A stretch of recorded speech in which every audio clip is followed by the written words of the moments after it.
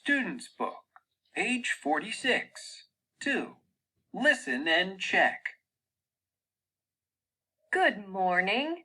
How are you today, Sally?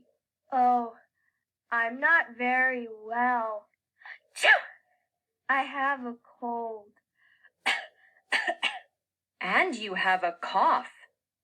Do you have a headache? Oh, yes. My head hurts a lot, and I'm very hot. Put this under your arm. Oh, yes, 39 degrees. You have a temperature.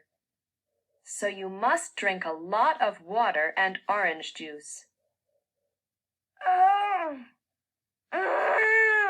Now, what's the matter with you, Scott? My stomach hurts a lot, and I don't want to eat. Do you have a toothache? No. I see. So you have a stomachache.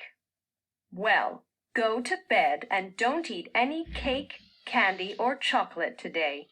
I think I'm okay now. Can I go and play?